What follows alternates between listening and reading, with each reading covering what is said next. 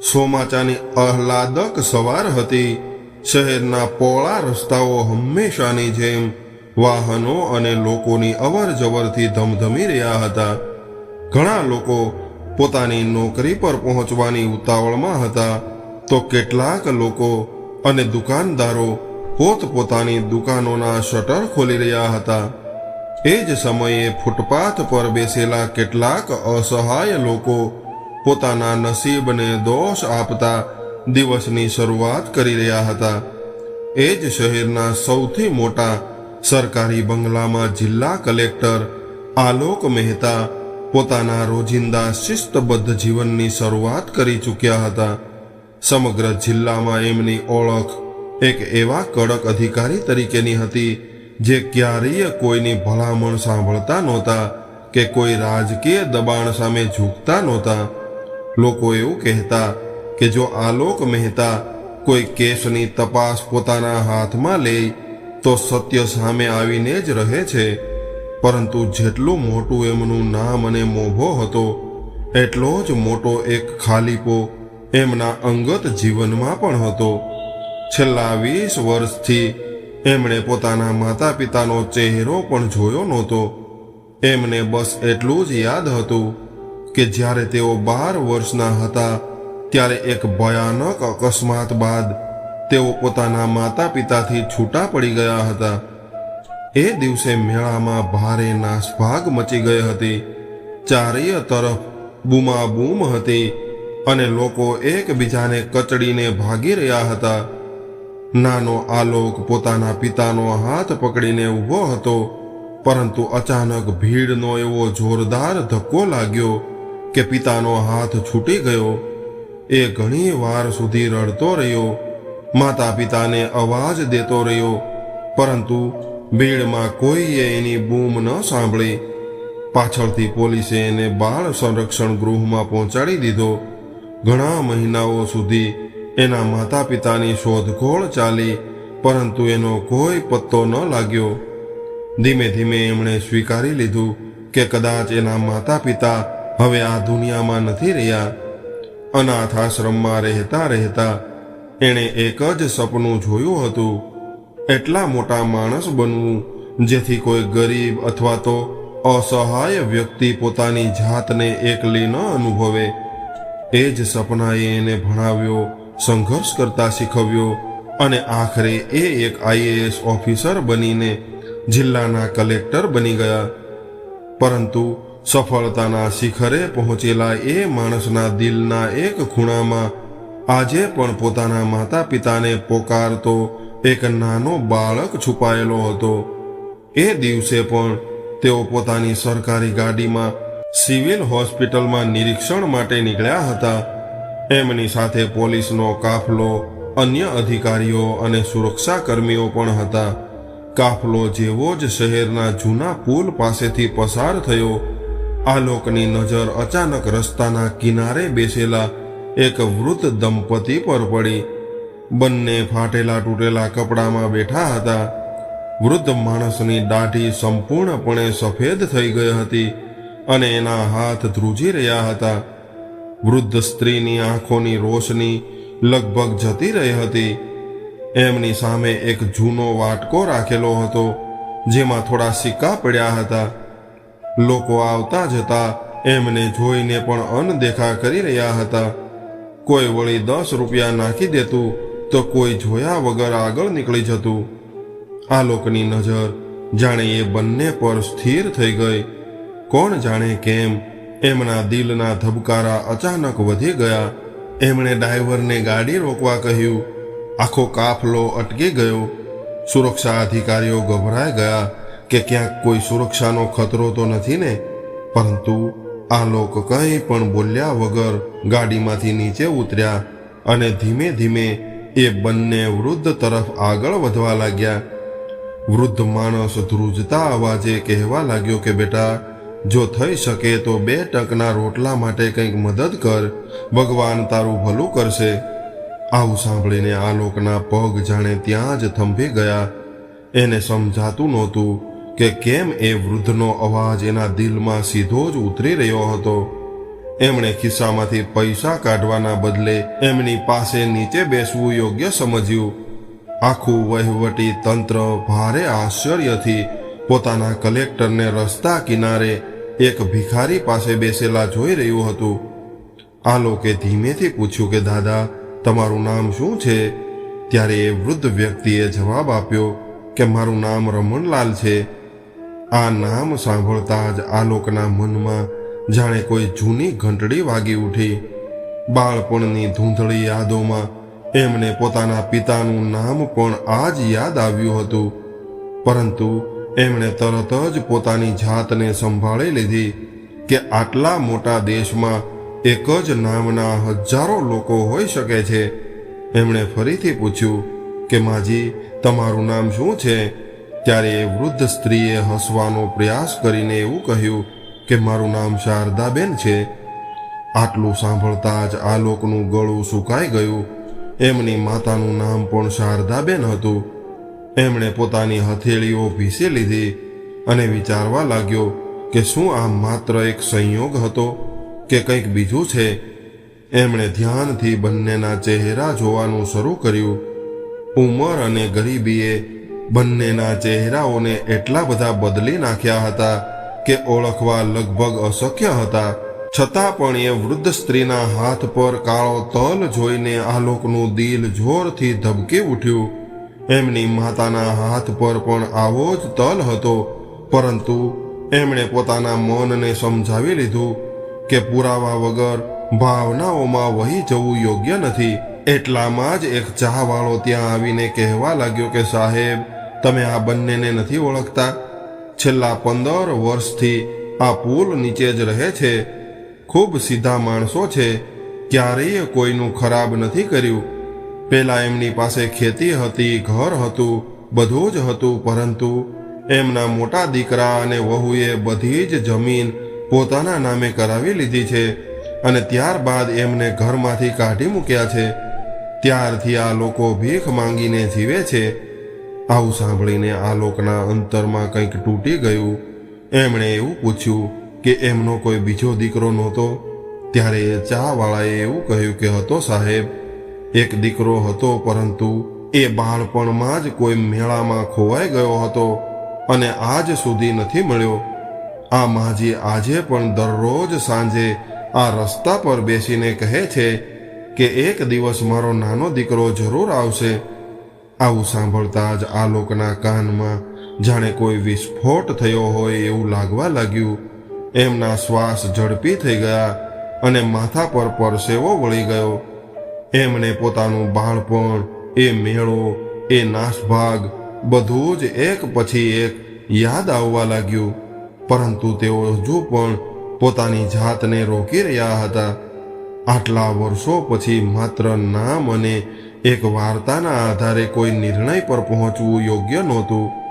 એમણે તરત જ પોતાના અંગત સચિવને પોતાની પાસે બોલાવ્યા અને ધીમેથી કહ્યું કે આ બંનેની પૂરેપૂરી માહિતી જોઈએ છે. એમનું ગામ, પરિવાર, જમીન, જૂના રેકોર્ડ બધું જ એક પણ વિગત છૂટવી ન જોઈએ અને ધ્યાન રહે, એમને ખબર ન પડવી જોઈએ કે હું કેમ પૂછપરછ કરી રહ્યો છું. અધિકારીએ તરત જ આદેશનું પાલન કરી લીધું. બીજી તરફ વૃદ્ધ શારદાબેને પોતાના ધ્રુજતા હાથે આલોકનો હાથ પકડી લીધો અને કહેવા લાગ્યા કે બેટા, ભગવાન તને હંમેશા ખુશ રાખે.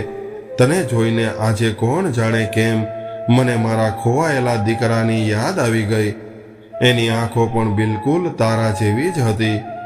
આવું સાંભળતા જ આલોકની આંખો ભરાઈ આવી, પરંતુ એમણે ગમે એમ કરીને પોતાના આંસુ રોકી લીધા. એમણે માથું નમાવીને બંનેના ચરણ સ્પર્શ કર્યા. ત્યાં હાજર રહેલા દરેક અધિકારી ચોંકી ગયા. કોઈએ પહેલી વાર કોઈ કલેક્ટરને રસ્તા કિનારે બેસેલા ભિખારી દંપતીના પગે પડતા જોયા હતા. આ લોકો કંઈ પણ બોલ્યા વગર પાછા પોતાની ગાડીમાં બેસી ગયા. પરંતુ આ વખતે એમનો ચહેરો પહેલા જેવો કઠોર નહોતો. એમની આંખોમાં એક અજીબ બેચેની હતી. ગાડી આગળ વધી ગઈ, પરંતુ એમનું મન એ પુલ નીચે જ રહી ગયું હતું. એમને લાગતું હતું કે કિસ્મત કદાચ એમની સામે કોઈ એવું સત્ય ખોલવાની છે જે એમની આખી જિંદગી બદલી નાખશે. અને બીજી તરફ પુલ નીચે બેસેલા શારદાબેન પોતાની આંધળી આંખોથી દૂર જઈ રહેલી સરકારી ગાડીને જોઈ રહ્યા હતા. એમના હોઠ ધ્રુજવા લાગ્યા અને એમણે આકાશ તરફ જોઈને ધીમેથી કહ્યું કે હે ભગવાન, કોણ જાણે કેમ આજે મને પહેલી વાર એવું લાગ્યું છે કે મારો દીકરો આલોક ક્યાંક ને ક્યાંક જરૂર જીવતો છે. સરકારી ગાડી ઝડપથી કલેક્ટર કચેરી તરફ આગળ વધી રહી હતી, પરંતુ આજે પહેલી વાર એવું થઈ રહ્યું હતું કે કલેક્ટર આલોક મહેતાનું ધ્યાન કોઈ સરકારી ફાઇલ અથવા બેઠક પર નહોતું. વારંવાર એમની આંખો સામે એ પુલ નીચે બેસેલા વૃદ્ધ દંપતીનો ચહેરો જ ઘૂમી રહ્યો હતો.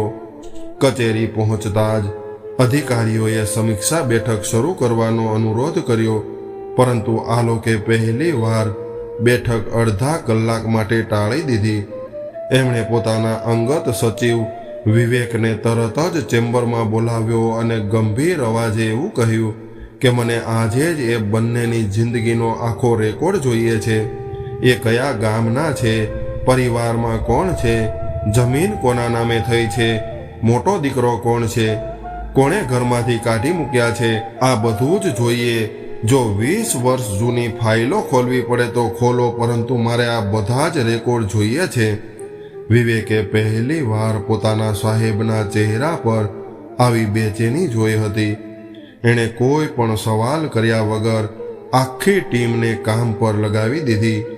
બીજી તરફ આલોક પોતાની ચેમ્બરમાં એકલા બેસીને બારી બહાર જોઈ રહ્યા હતા. એમની સામે એના બાળપણની ધૂંધળી તસવીરો ઉભરાવા લાગી.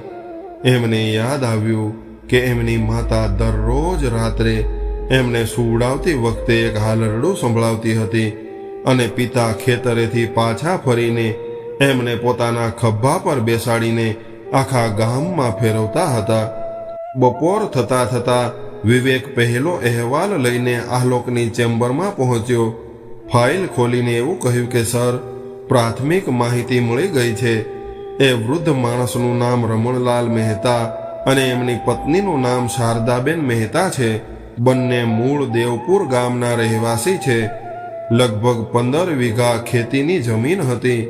20 વર્ષ પહેલા મેળામાં એમનો નાનો દીકરો ખોવાઈ ગયો હતો, જેની શોધમાં એમણે પોતાની અડધી જમીન વેચી દીધી હતી. ઘણા રાજ્યોમાં શોધવા ગયા હતા, અખબારોમાં ખબરો છપાવી હતી, પોલીસના ચક્કર કાપ્યા હતા, પરંતુ એમને એમનો દીકરો ન મળ્યો. એ જ દરમિયાન મોટો દીકરો રાઘવ ધીમે ધીમે આખી મિલકત પોતાના નામે કરાવી ગયો અને થોડા વર્ષો પછી એમણે માતા પિતાને ઘરમાંથી કાઢી મૂક્યા. ગામના લોકોએ વિરોધ કર્યો, પરંતુ એના રાજકીય સંબંધો એટલા મજબૂત હતા કે કોઈ ખુલ્લીને સામે ન આવ્યું. ફાઇલનો દરેક શબ્દ આલોકના સીનામાં તીરની જેમ વાગી રહ્યો હતો. એમણે ધ્રુજતા હાથે આગળનું પાનું પલટાવ્યું, જેમાં ખોવાયેલા બાળકની જૂની વિગતો નોંધેલી હતી. ઉંમર 12 વર્ષ, જમણા ખભાની પાછળ જન્મથી જ બનેલું નાનું કથ્થઈ નિશાન હતું. નામ આલોક. આ વાંચતા જ આલોકના શ્વાસ જાણે થંભી ગયા. એમના પોતાના જમણા ખભા પર પણ બિલકુલ એવું જ જન્મજાત નિશાન હતું. એમની આંખોમાંથી પહેલી વાર આંસુ ટપકી પડ્યા. છતાં પણ એક જવાબદાર અધિકારી હોવાના નાતે એમણે પોતાને સંભાળી લીધા અને કહેવા લાગ્યા કે હજુ કોઈ તારણ પર નહીં પહોંચીએ, દરેક વાતની પુષ્ટિ થવી જરૂરી છે. એ જ સાંજે તેઓ સરકારી કાફલા વગર સાદા કપડાં પહેરીને માત્ર એક ડ્રાઈવર સાથે ફરીથી એ પુલ તરફ ગયા. આ વખતે એમણે દૂરથી જોયું કે શારદાબેન પોતાના વાટકામાં પડેલા સિક્કા ગણી રહ્યા હતા, પરંતુ એ ગણી નહોતા શકતા. રમણલાલ પોતાના હિસ્સાનો રોટલો પહેલા એમને ખવડાવી રહ્યા હતા અને પોતે માત્ર પાણી પીને હસી રહ્યા હતા. આ દ્રશ્ય જોઈને આલોકનું હૃદય ભરાઈ આવ્યું. એટલામાં જ કેટલાક નશામાં ધૂત યુવકો ત્યાં આવ્યા અને મજાક ઉડાવીને વાટકો દૂર ફેંકી દીધો. સિક્કા રસ્તા પર વિખેરાઈ ગયા વૃદ્ધ શારદાબેન ગભરાઈને એમને વીણવા લાગ્યા.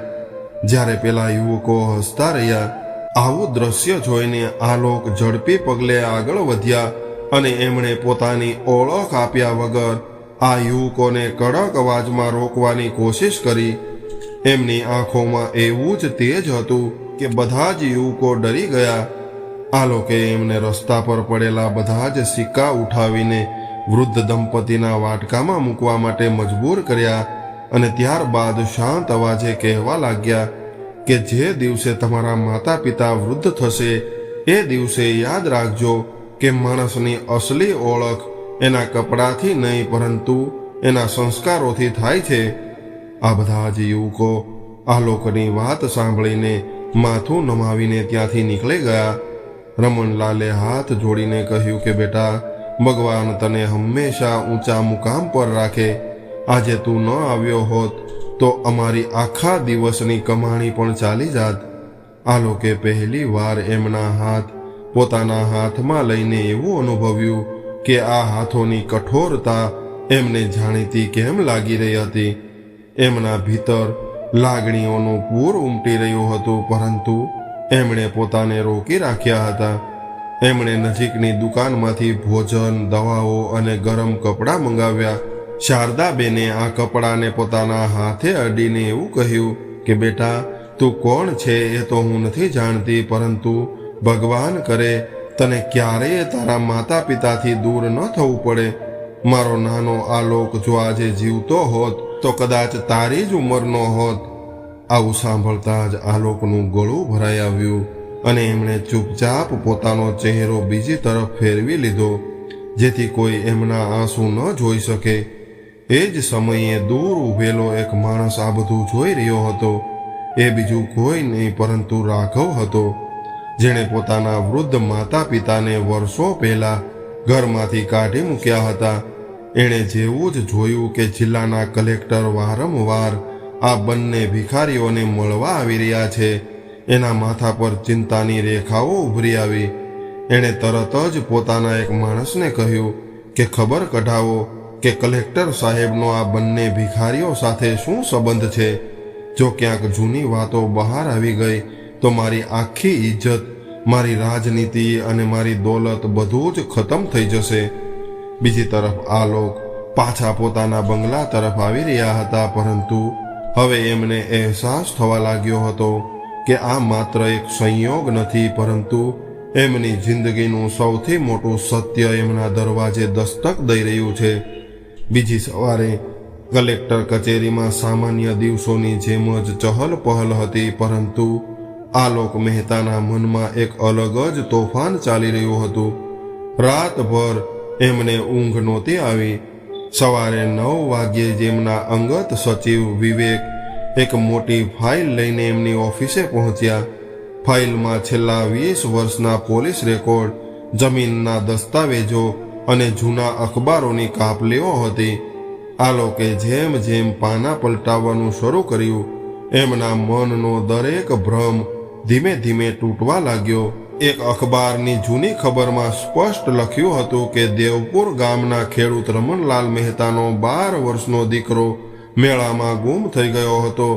એ ખબરની સાથે એક ધૂંધળી તસવીર પણ છપાયેલી હતી.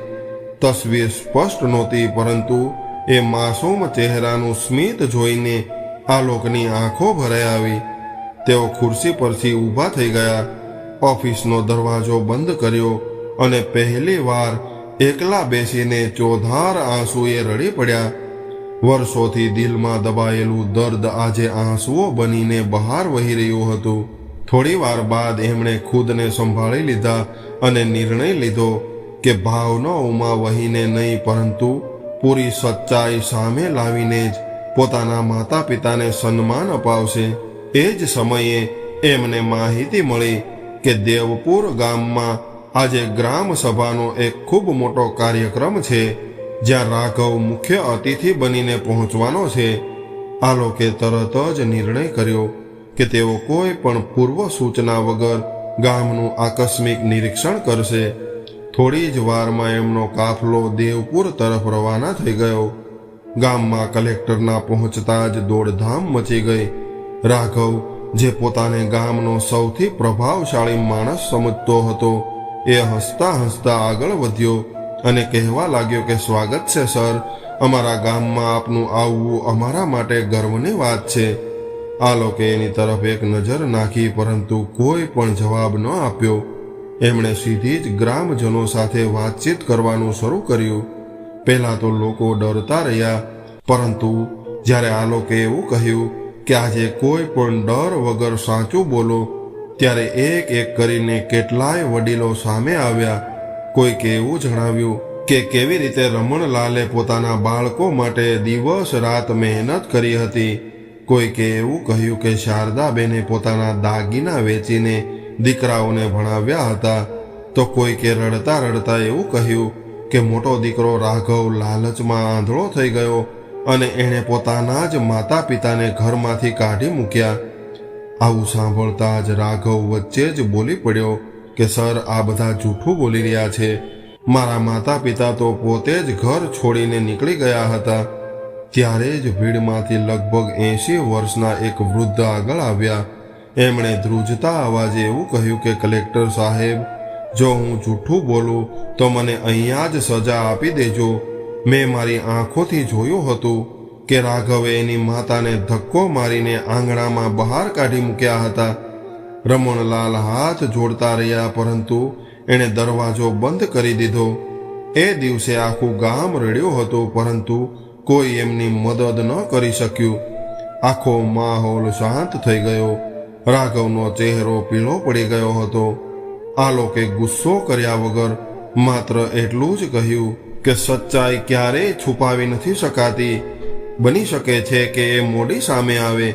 ત્યારબાદ એમણે જમીન મહેસૂલ અધિકારીઓને આદેશ આપ્યો કે રમણલાલ મહેતાની આખી મિલકતનો રેકોર્ડ તાત્કાલિક રજૂ કરવામાં આવે અને જો કોઈ પણ પ્રકારની છેતરપિંડી થઈ હોય તો એની તપાસ શરૂ કરવામાં આવે. આ આદેશ સાંભળતા જ રાઘવના પગ નીચેથી જમીન સરકી ગઈ. ગામથી પાછા ફરતી વખતે આલોકે પોતાની ગાડી રોકાવી અને એકલા એ જૂના ખેતર સુધી ચાલીને ગયા, જ્યાં ક્યારેક એમનું બાળપણ વીત્યું હતું. ખેતર હવે સૂનું હતું. એક જૂનું લીમડાનું ઝાડ હજુ પણ ત્યાં જ ઊભું હતું. આલોકે એ ઝાડને અડ્યું તો બાળપણની યાદો જાણે ફરીથી જીવંત થઈ ઉઠી. એમને યાદ આવ્યું કે એમના પિતા એમને આ જ ઝાડ પર હિંચકો બાંધીને હિંચકા ખવડાવતા હતા અને એમની માતા ખેતરમાં ભાત લઈને આવતી હતી. એમની આંખોમાંથી ફરીથી આંસુ વહી રહ્યા હતા. એમણે મનોમન પ્રણ લઈ લીધું કે હવે ગમે એ થઈ જાય, પોતાના માતા પિતાને ક્યારેય એકલા નહીં છોડે. પરંતુ તેઓ એવું પણ ઈચ્છતા હતા કે એમને પોતાનો દીકરો મળવાની ખુશીની સાથે સાથે ન્યાય મળવાનું સન્માન પણ મળવું જોઈએ. એ જ સાંજે રાઘવ પોતાના ઘરમાં બેચેન બેઠો હતો. એને સમજ નહોતી પડી રહી કે એક જિલ્લા કલેક્ટર આખરે 2 ભિખારીઓ માટે આટલું બધું કેમ કરી રહ્યા છે. બીજી તરફ પુલ નીચે બેસેલા શારદાબેન આજે પણ સાંજ ઢળતા જ રસ્તા તરફ ટકટકી લગાવીને બેઠા હતા. એમણે રમણલાલને ધીમા અવાજે એવું કહ્યું કે આજે ફરી એ દીકરો ન આવ્યો. કોણ જાણે કેમ એને જોઈને દિલને એવું સુકૂન મળે છે, જાણે મારો આલોક મારી સામે બેઠો હોય. રમણલાલે આકાશ તરફ જોઈને એવું કહ્યું કે જો ભગવાને ધાર્યું હશે તો આપણો દીકરો એક દિવસ જરૂર પાછો આવશે. દૂર ઊભેલી સરકારી ગાડીમાં બેસેલા આલોક આ બધું સાંભળી રહ્યા હતા. એમની મુઠ્ઠીઓ ભીંસાઈ ગઈ, આંખો ભરાઈ આવી અને એમણે મનોમન નિર્ણય કરી લીધો કે હવે સત્ય સામે આવવામાં વધુ વાર નહીં લાગે. બીજા દિવસે સવારે જ આલોકે પોતાના સરકારી નિવાસ સ્થાને જિલ્લા સમાજ કલ્યાણ અધિકારી, મુખ્ય તબીબી અધિકારી અને કાનૂની સેવા સત્તા મંડળના અધિકારીઓની એક તાકીદની બેઠક બોલાવી. આલોકે શાંત પરંતુ દ્રઢ અવાજે એવું કહ્યું કે આજથી જિલ્લામાં કોઈ પણ વૃદ્ધ રસ્તા પર ભીખ માંગવા મજબૂર નહીં રહે. સૌથી પહેલા પુલ નીચે રહેતા રમણલાલ અને શારદાબેનની પૂરેપૂરી સારવાર કરાવવામાં આવે, પરંતુ ધ્યાન રહે એમને એવો અહેસાસ ન થવો જોઈએ કે એમના પર કોઈ ઉપકાર થઈ રહ્યો છે. એમને સન્માન સાથે સહાય મળે. બધા જ અધિકારીઓએ તરત જ કામ શરૂ કરી દીધું.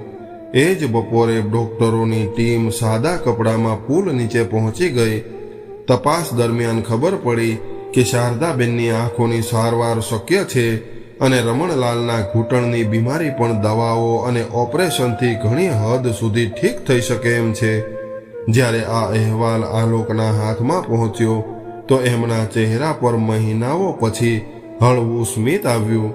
એ જ સાંજે જમીન અને વહીવટી વિભાગનો વિગતવાર અહેવાલ પણ આવી ગયો.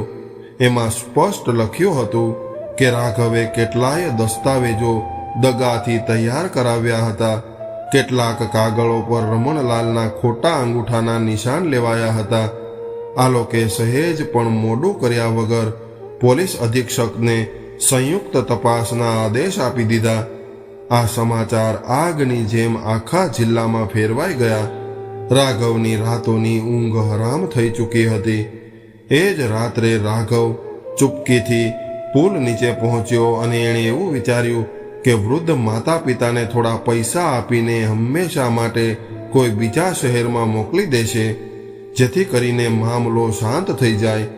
એ જેવો જ એમની સામે પહોંચ્યો, શારદાબેને એને જોતા જ મોં ફેરવી લીધું. રમણલાલે ધીમા અવાજે એવું કહ્યું કે હવે શું લેવા આવ્યો છો? જે છીનવવાનું હતું એ તો બધું છીનવી લીધું છે. ત્યારે રાઘવે ખોટો પસ્તાવો દેખાડીને એવું કહ્યું કે દાદા, મારાથી ભૂલ થઈ ગઈ હતી. આ થોડા પૈસા રાખો અને ક્યાંક દૂર જતા રહ્યો. આ સાંભળતા જ રમણલાલની આંખોમાં વર્ષોનું દર્દ ઉતરી આવ્યું. એમણે ધ્રુજતા હાથે પૈસા પાછા એની તરફ ફેંકી દીધા અને કહેવા લાગ્યા કે જે દીકરાએ પોતાના માતા પિતાનું સન્માન છીનવી લીધું, એના પૈસા અમારે કોઈ કામના નથી. ભૂખ્યા સૂઈ જઈશું, પરંતુ આત્મસન્માન નહીં વેચીએ. આવું સાંભળીને રાઘવ ગુસ્સાથી લાલચોળ થઈ ઉઠ્યો.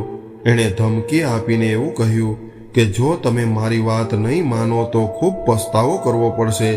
પરંતુ એ જ સમયે અંધારામાંથી કેટલાક પોલીસ કર્મીઓ બહાર આવ્યા, જેઓ આલોકના આદેશ પર દૂરથી નજર રાખી રહ્યા હતા.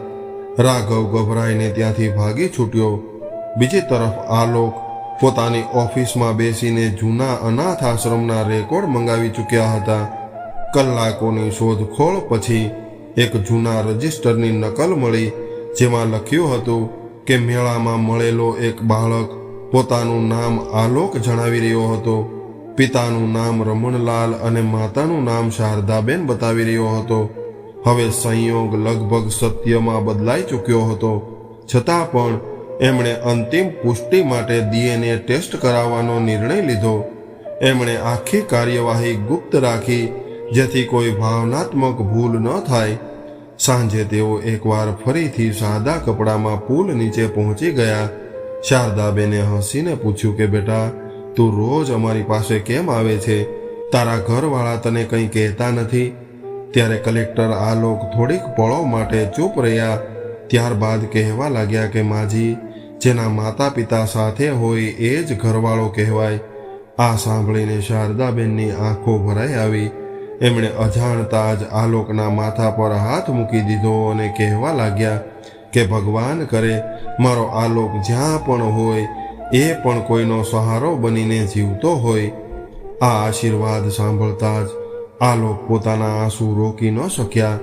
તેઓ ઝૂકીને એમના પગે પડ્યા અને ઝડપથી ત્યાંથી નીકળી ગયા. બીજી તરફ પુલની સામે બાજુ ઊભેલો રાઘવ આ બધું જોઈ રહ્યો હતો. હવે એને ખાતરી થઈ ગઈ હતી કે કલેક્ટર અને એના વૃદ્ધ માતા પિતા વચ્ચે કોઈ ઊંડો સંબંધ છે. ડર અને લાલચે એના ભીતરની ઇન્સાનિયત પૂરી રીતે ખતમ કરી નાખી હતી. એણે એ જ રાત્રે કેટલાક ગુંડાઓને બોલાવીને એવું કહ્યું કે જો આ બંને જીવતા રહેશે તો મારું બધું જ ખતમ થઈ જશે. કાલે સવાર પહેલા એવું કામ થઈ જવું જોઈએ કે ન કોઈ ગવાહ બચે કે ન કોઈ વાર્તા રહે. પરંતુ એને એ નહોતી ખબર કે કલેક્ટર આલોક મહેતા પહેલાથી જ પોતાના માતા પિતાની સુરક્ષા વધારી ચૂક્યા હતા. રાત્રિના લગભગ 3 વાગ્યાનો સમય હતો. આખા શહેર પર સન્નાટો પથરાયેલો હતો.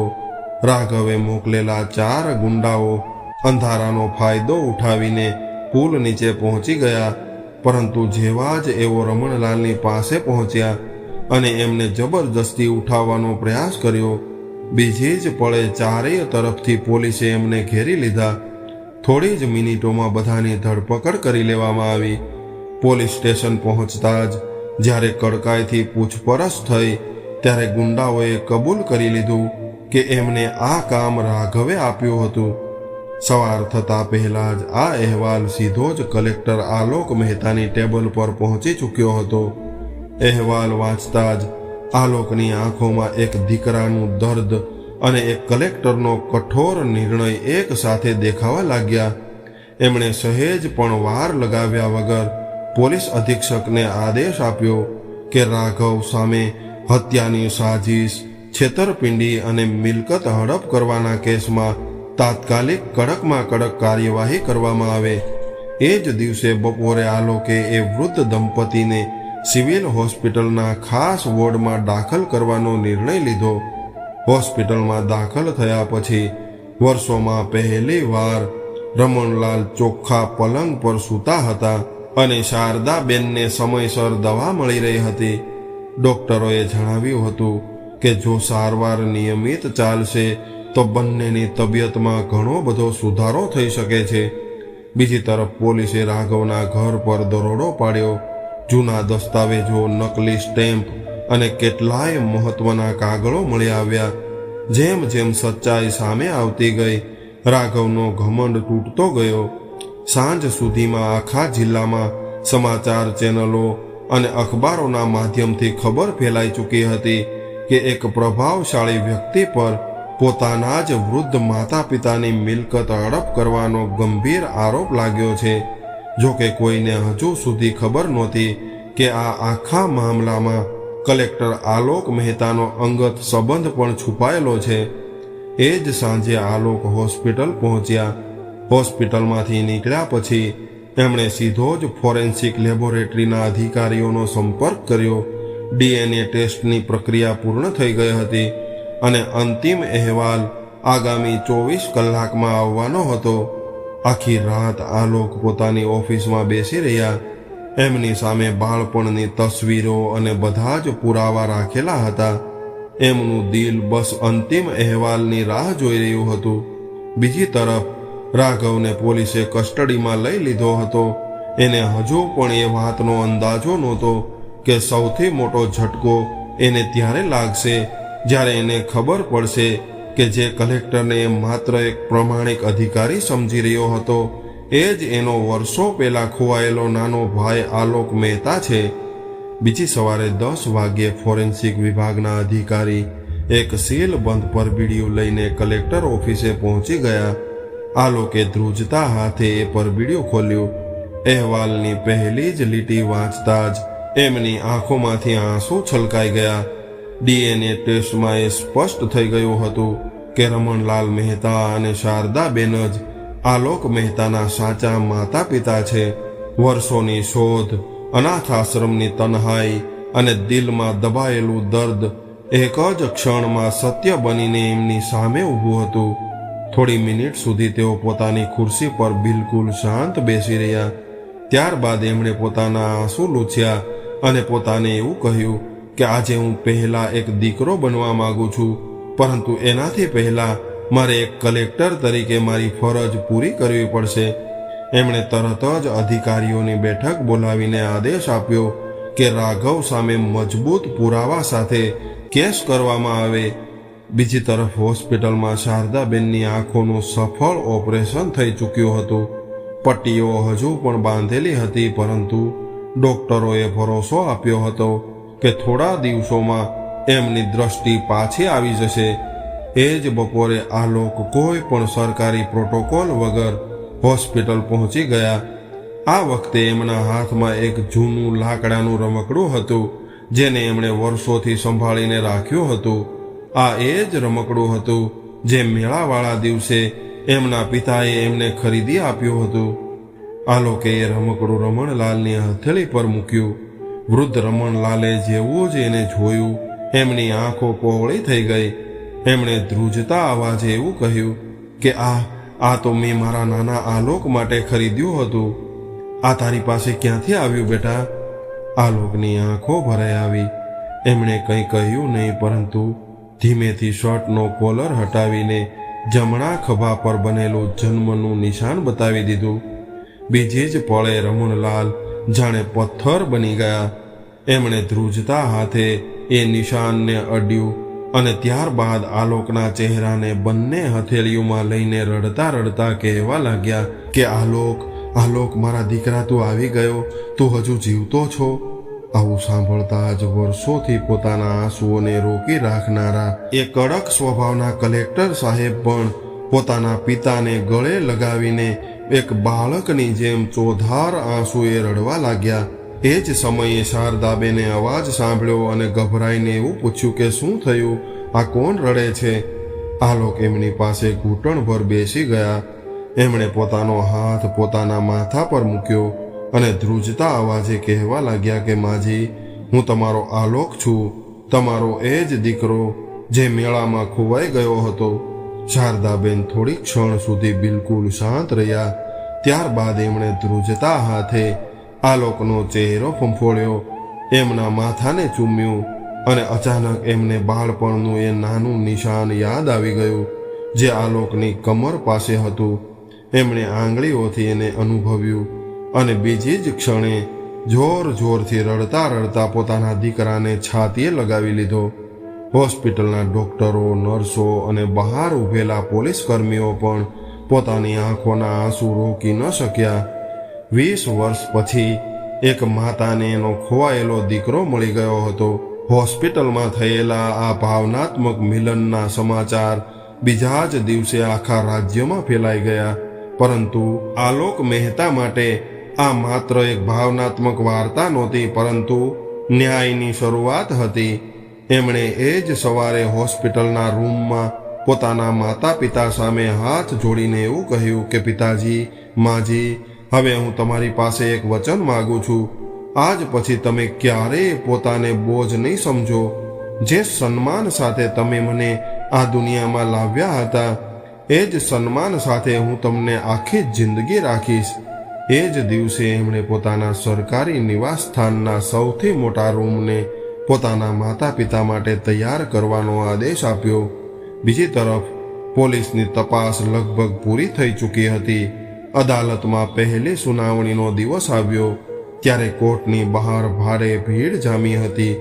અદાલતમાં જ્યારે રાઘવને હાથકડી લગાવીને લાવવામાં આવ્યો ત્યારે એનું માથું શરમથી ઝૂકેલું હતું. ન્યાયાધીશે એક એક પુરાવો જોયો.